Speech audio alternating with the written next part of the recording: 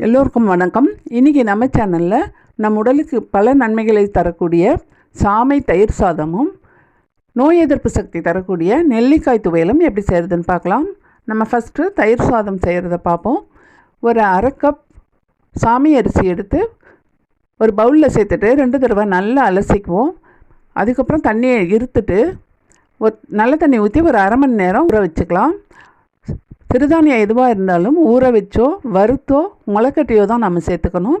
அப்போ தான் digestion problem வராமல் நல்லாயிருக்கும். ஸ்டவ் ஆன் பண்ணி நான் குக்கர் வச்சுட்டேன். அதில் ஊறின அரிசியை சேர்த்துட்டு அரிசி எடுத்த அதே கப்பால் 3 கப் தண்ணி சேர்த்துக்கலாம். தேவையான உப்பு சேர்த்துட்டு மூடிடலாம். குக்கரை மூடி விசில் போட்டுருவோம். 3 விசிலுக்கு அப்புறம் ப்ரெஷர் முழுவதும் போனதும் ஓப்பன் பண்ணி நல்லா குழச்சிக்கலாம். நல்ல புது தயிராக எடுத்து நமக்கு தேவையான தயிர் சேர்த்துட்டு ஒரு அரை கப் பாலும் சேர்த்துக்கலாம். உடனே சாப்பிட்றதா இருந்தால் தயிர் மட்டுமே போதும். கொஞ்சம் நேரம் கழித்து சாப்பிட்றதா இருந்தால் பால் சேர்த்து காய்ச்சி ஆற வச்ச பால் சேர்த்துக்கோங்க. அதை சேர்த்து நம்ம கிளறி வைக்கும்போது புளிக்காமல் ரொம்பவே நல்லாயிருக்கும். சாமை அரிசியில் பல நன்மைகள் இருக்கிறதுனால எல்லாருமே சேர்த்துக்கலாம். அதோட வெயிட் லாஸ் பண்ணணும்னு நினைக்கிறவங்களும் இருதய நோயாளிகள், சர்க்கரை நோயாளிகள் எல்லாருமே சேர்த்துக்கிறது ரொம்பவே நல்லது. சின்னதாக நறுக்கின பச்சை மிளகாயும் கருவேப்பிலை கொத்தமல்லியும் துருவின கேரட்டும் நான் சேர்த்துருக்கேன். மாதுளை முத்துக்கள் இருந்தால் நீங்கள் சேர்த்துக்கோங்க. இஞ்சி துருவலும் இருந்தால் சேர்த்துக்கோங்க. நான் இன்றைக்கி சேர்க்கலை.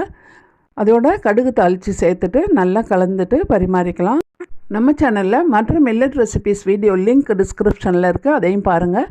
அடுத்தது நெல்லிக்காய் துவையல் எப்படி செய்கிறதுன்னு பார்க்கலாம். இதுக்கு ஒரு 6 நெல்லிக்காயை பெரிய நெல்லிக்காய் எடுத்து கழுவிட்டு சின்னதாக நறுக்கி வச்சுருக்கேன். நீங்கள் துருவி கூட எடுத்துக்கோங்க. ஸ்டவ் ஆன் பண்ணி அடிகனமான கடாய் வச்சுக்கோங்க. அதில் நல்லெண்ணெயும் ரீஃபைண்ட் ஆயில் எது வேணாலும் சேர்த்துக்கலாம். 3 ஸ்பூன் கருப்பு உளுந்து சேர்த்துருக்கேன். வெள்ளை உளுந்து வேணாலும் சேர்த்துக்கோங்க. 8லேருந்து 10 வரைக்கும் மிளகாய் சேர்த்துக்கலாம். நான் 9 மிளகாய் சின்னதும் பெருசமாக சேர்த்துருக்கேன். நல்லா செவக்க வறுத்துருங்க ரெண்டையுமே. அதுக்கப்புறம் ஒரு பிளேட்டுக்கு மாற்றிட்டு அதே கடாயில் 2 ஸ்பூன் கடலைப்பருப்பையும் நல்லா செவக்க வறுத்து எடுத்துக்கோங்க. கடாயில் கொஞ்சமாக எண்ணெய் சேர்த்துட்டு நறுக்கின நெல்லிக்காயும் ஒரு சின்ன துண்டு புளியும் கருவேப்பிலையும் சின்ன துண்டு இஞ்சியை துருவி சேர்த்துக்கலாம். இது எல்லாத்தையுமே நல்லா வதக்கிட்டு நம்ம எடுத்துக்குவோம்.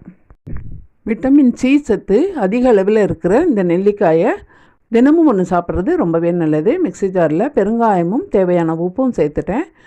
வறுத்த மிளகாயும் சேர்த்துருக்கேன். மற்ற பொருட்களையும் வறுத்த பொருள் எல்லாத்தையும் சேர்த்துடலாம். கொஞ்சமாக தண்ணி சேர்த்து இதை நல்லா நைஸாக அரைச்சிட்டு வந்துடுவோம். நீங்களும் இந்த தயிர் சாதத்தையும் நெல்லிக்காய் துவையலையும் செய்து பாருங்கள். தேங்க்யூ.